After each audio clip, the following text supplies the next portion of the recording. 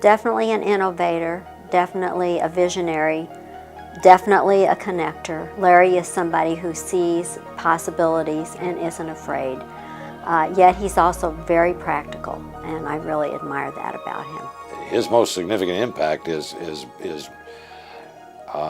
turning Ringling into one of the 3 or 4 best, highest quality art and design schools in the country, if not in the world.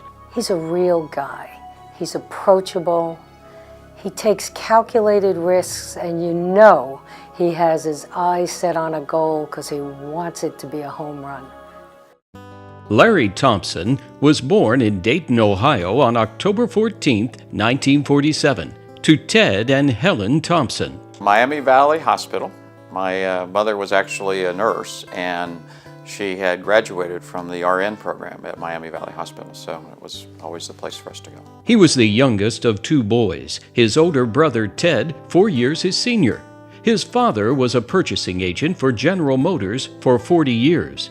His father put in long hours, but still found time to be involved with his community. He also taught part-time at Sinclair Community College. He would teach a course in purchasing because he really had a passion and a love for that profession, and also a passion for education. Larry's mother stayed home to raise him and his brother, but she also worked part-time as an industrial nurse at a GM plant. She shared his father's passion for education. She was, shall we say, a little demanding. She had very high standards and was pretty much a perfectionist, and I expected her 2 sons to be the same. But you know, she very much cared about us and cared for us, and emphasized over and over again the importance of education as part of the value system. Larry and his brother were both excellent students. While his brother was 4 years older than he, Larry did his best to keep up. He was always the very top student in school, and so I became the very top student in school, and it was always a rivalry between us. His family lived in a small town outside of Dayton named Vandalia, where Larry attended elementary school at Merlin Heights Elementary. He excelled in school, but kept to himself. I was a heavy kid, so I remember, being the fat kid, if you will, in elementary school, and so was somewhat shy, actually. While shy, Larry did become a Boy Scout, working his way up to Eagle. During his elementary years, Larry found his passion, which would stay with him throughout his school days. Started off with piano lessons and all that my mother, got us into, and then picked up the trombone, and I think it was somewhere in about 5th or 6th grade. And the trombone became sort of my extracurricular activity, and band became a very, very important part of my life during that junior high and high school period.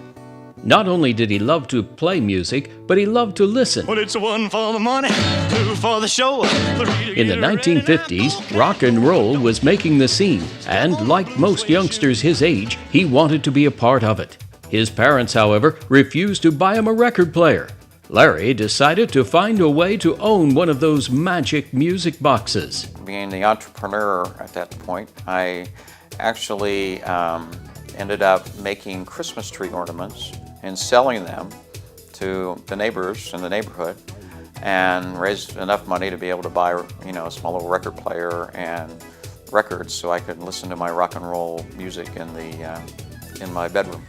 In fact, I still have my records from those days, my 45s. In 8th grade, Larry found himself in a speech class, poised to give what he thought would be an A+ presentation.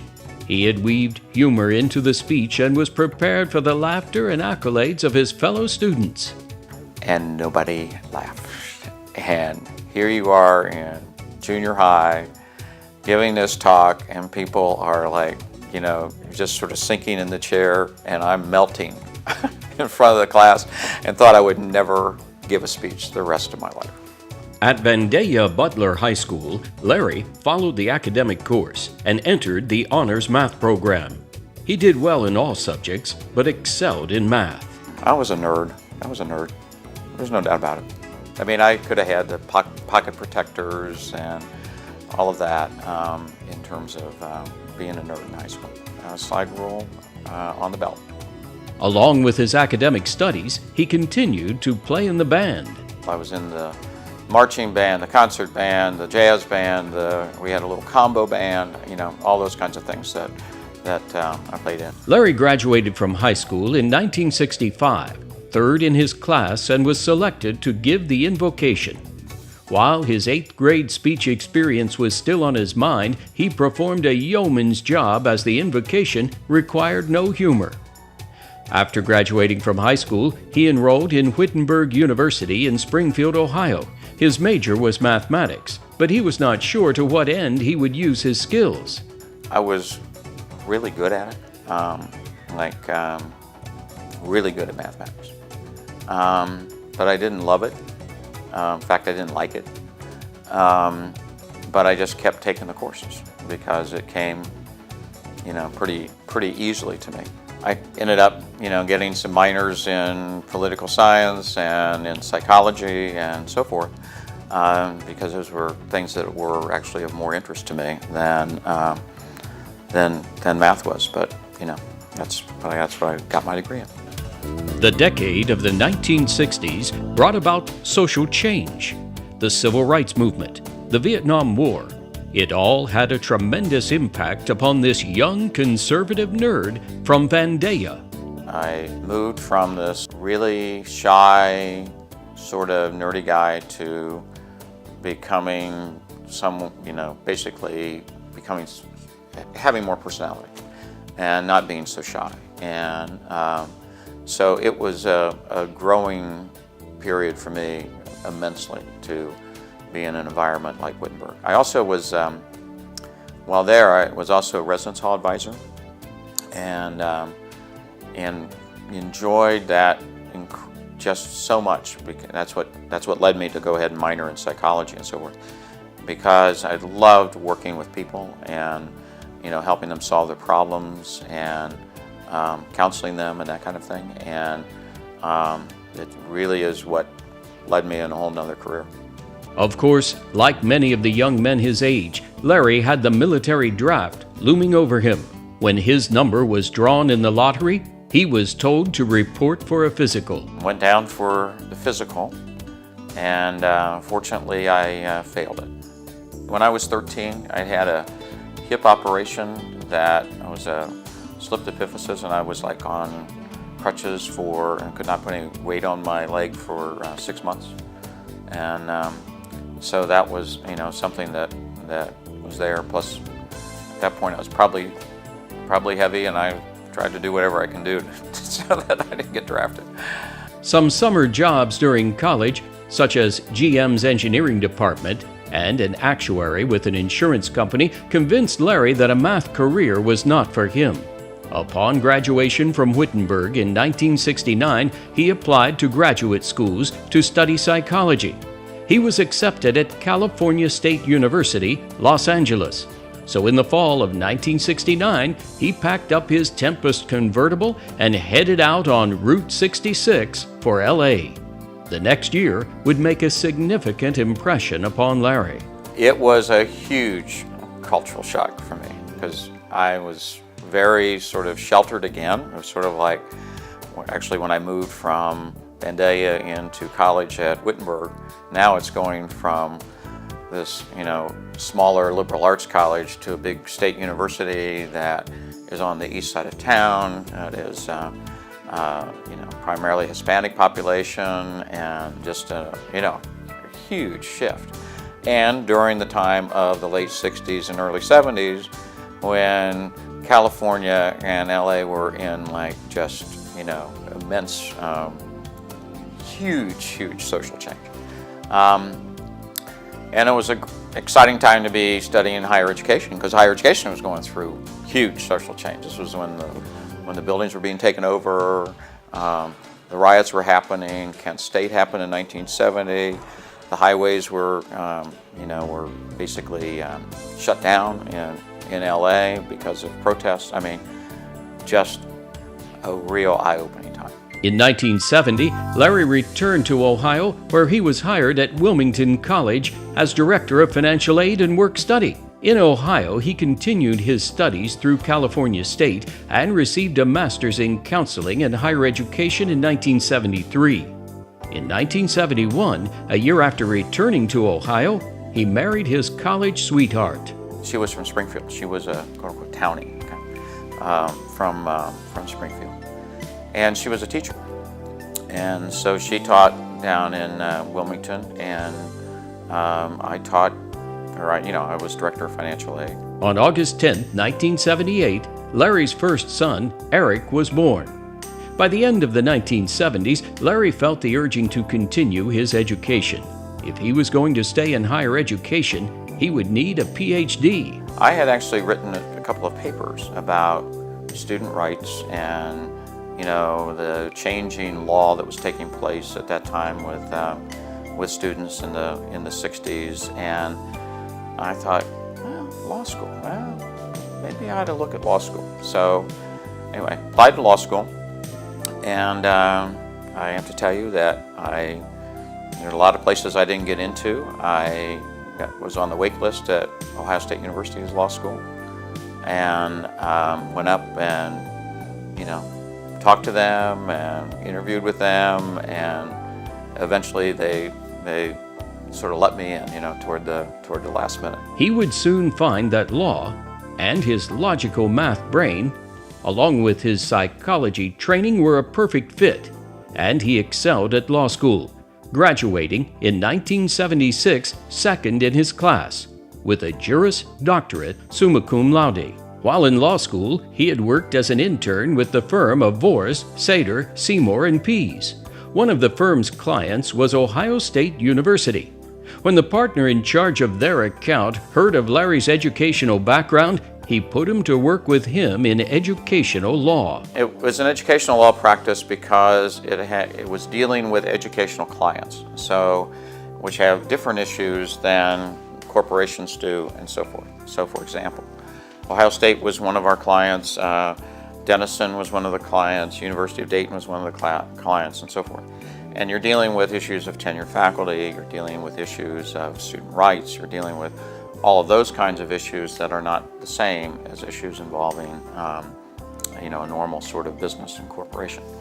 And especially when you're dealing with a state university, it's very different, because there you're dealing with, like Ohio State, it's a city unto itself, plus it's all the constitutional issues. So I did a lot of work in that, plus I also did other litigation for other kind of clients as well. While a young lawyer with the firm, he met an Ohio State co-ed who was having trouble with her math studies. He was a young associate, rising star, and I was a secretary working her way through college. And as a business major, I and a number of other secretaries were challenged to take 2 courses in calculus. And Larry just happened to be a math major as an undergraduate. So he became our tutor and helped me get through that calculus course. And I can tell you honestly, that's the only time in my life when math has ever been useful. His hard work at the firm would result in problems with his first marriage, and during this time, he and his wife divorced. Larry decided he would look up Pat once more. When I ended up getting divorced, I remembered her. I remembered her. So that's when I thought, okay, I guess I can, let me go check this out. They began to go out as friends, but over time, friendship grew to love. I became more and more attracted to him and grew to a point where I just really wanted to be with him. I had some fears about it. I've been in a relationship when I had a son, and I was very, very committed to him. And so, I didn't want to immediately go into another marriage, and so I was a bit fearful. But it was like, all right, grow up, and this is the person I love. The couple married on February 4th, 1984, in Columbus, Ohio. It was beautiful. We were married in the chapel at First Community Village Church in Columbus, Ohio, and it was everything I imagined it would be. It was a small wedding, because both of us had been married before. So a small wedding with friends and some family. And my son was the best man, 6 years old, something like that. Together, Pat and Larry would have 2 children. Sarah, born November 30th, 1987, and Hunter, born October 29th, 1990. Larry spent long hours at work, but made efforts to be available for his children, instilling the importance of education into their lives. One of the things that I really enjoyed and was so special was every night I would read to these kids. And it was read and read and read, and it was our special time together. While he was doing well at the law firm and enjoying his work, a new president, Ed Jennings, took over the helm at Ohio State University. He wanted an attorney on staff and scheduled an appointment to talk to Larry. I thought he was coming down just to find out what the status was of all the litigation and the different things that we had. And so we went through that, and then he said, well, what I'm really here for is to see if you'd be willing to come up for about 6 months and help me to look at reorganizing the staff at Ohio State. I have too many vice presidents. I've got to figure out what I'm going to do about the structure, and just to help me out. Well, that was a shock. Okay, I wasn't ready for that one, and so I went to the partners. I went to the partner in charge of the Ohio State account, and then also the managing partner. Told them about the situation, and they said, well, that would be great. Obviously it was a way of helping to secure the relationship. And basically I took a leave of absence from the law firm. And 7 years later, I was still there. Fortunately for me, I hired him to be my chief of staff in 1981, early 1982 perhaps. Larry was an integral part of the Ohio State University in the 80s. At Ohio State, Larry was involved in a myriad of legal and fundraising issues for the school, including negotiating multi-million-dollar contracts. He was instrumental in the development of a strategy for television contract negotiations for the Big Ten and Rose Bowl.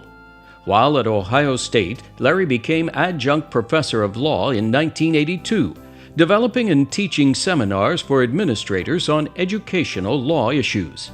Larry thought he had found his dream position and would spend the rest of his life at Ohio State University, when one day he received a phone call from a headhunter looking for a director, CEO, of the fledgling Rock and Roll Museum to be built in Cleveland, Ohio. He was looking for someone with a background in education who could balance fundraising, working with city councils, and record company executives. So I gave him a couple of names, of people. I said, I don't know if they're going to be interested or not, but here's some people who I know that might potentially be interested.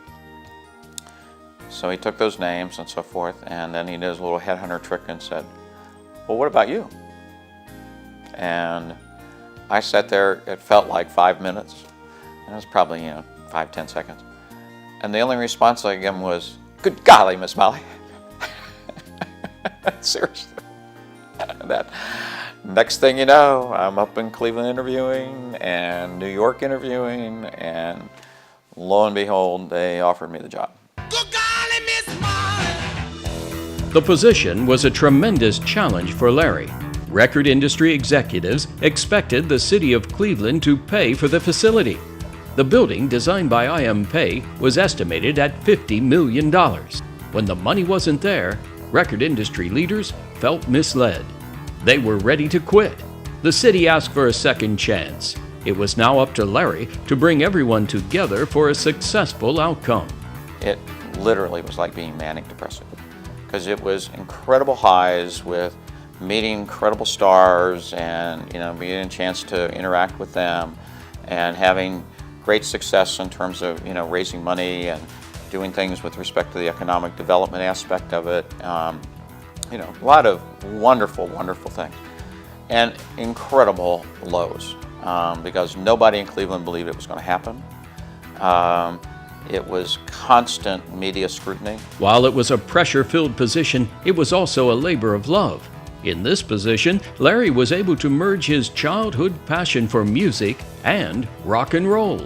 So I got to meet a lot of famous people, James Brown and Ray Charles and Paul Simon. Most of them were really, really down to earth and very thankful about it, especially those who were part of the older parts of rock and roll, you know, like the Temptations and the Four Tops, because they appreciated the fact that they were being recognized for the impact that they had on the music. You know, and they appreciated the fact that this is about the history of the music and how it got started and how it's evolved and how it's changed society. So the artists, I think, were the ones I really enjoyed the most in dealing with at rock and roll. Once the funding had been obtained and the building was ready to undergo construction, Larry decided it was time for someone experienced in museum administration to take over. He left Cleveland, but soon had a new position in Flint, Michigan as president, CEO of the Flint Cultural Center Corporation. Here was this campus that had 9 cultural institutions on it. And, you know, it was in deep trouble. It had gone through all the difficulties and financially that Flint had gone through, and you know, it was created during the heyday of General Motors, and those funds were gone, and so they had, you know, some money that they still had, but not very much, and they were restructuring it. Larry performed his magic, and over the next 6 years was able to put the center back on a solid foundation. He was very happy with his job when he once again received a call from a headhunter looking for a president for an art college in Sarasota, Florida. It was January when he was invited to Sarasota for an interview. I'm up in Michigan in January. I could come. I came down, did the interview in the hotel, and then I ended up taking some time and going over to the campus and sitting down and talking with groups of students. Just didn't tell them while I was there, just sat down and talked to them, you know, like they thought I was probably some parent of, you know, somebody potentially coming there, and just talked to them. And I've never heard students talk this way in my life, how passionate they were about it, how much they loved the place, how great the professors were. I'm like, what is this place? Okay, this is unbelievable. Larry was called for a second interview shortly after. This time he brought along Pat. While he met with staff and spent time at the campus, she toured Sarasota. And at the end of that, on the way back, my wife looked over at me and said, I don't care if you get this job or not, I'm moving to Sarasota. So the pressure came on.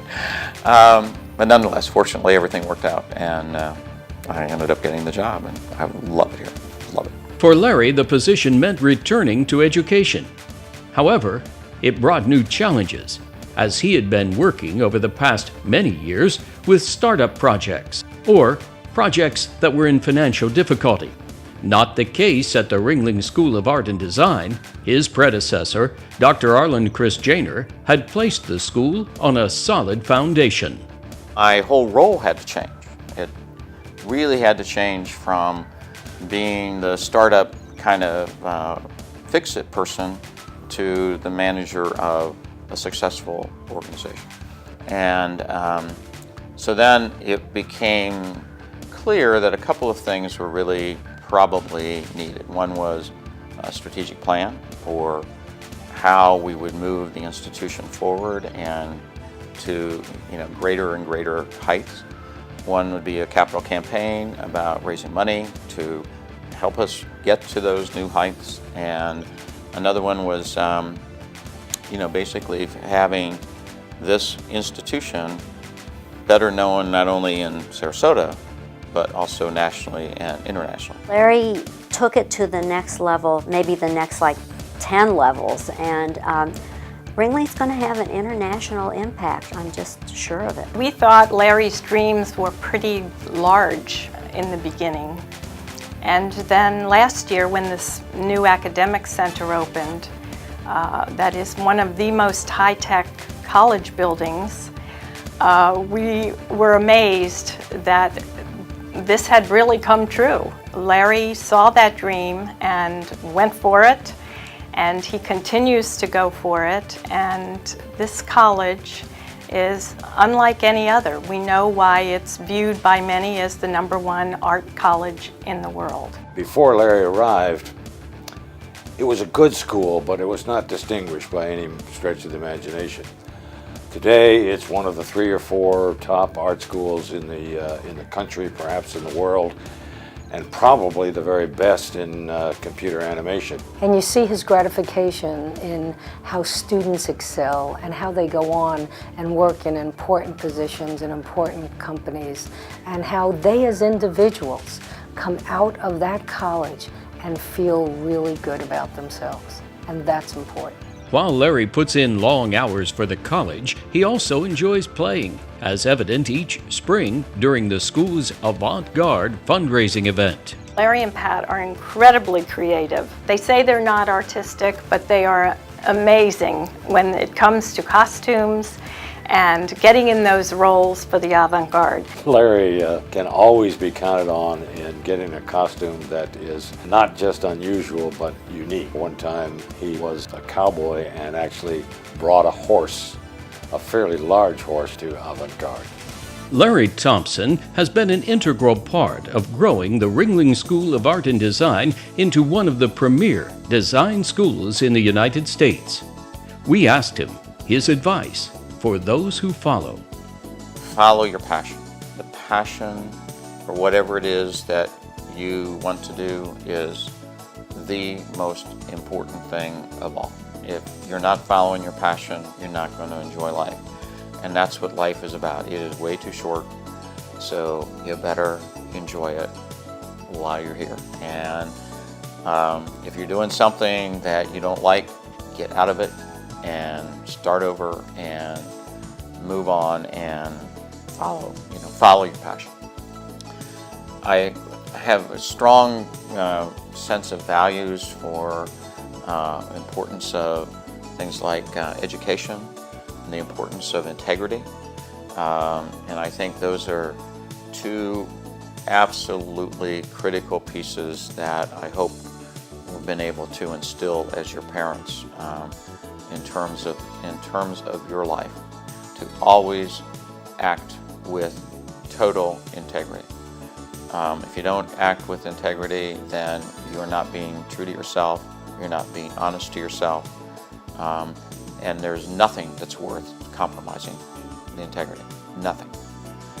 And the value of education, I think, is one that you need to continue to learn forever and ever and never stop. Because things change way too rapidly, way too quickly, and so you need to keep learning and learning and learning. And those are 2 things that I think are absolutely critical for the future.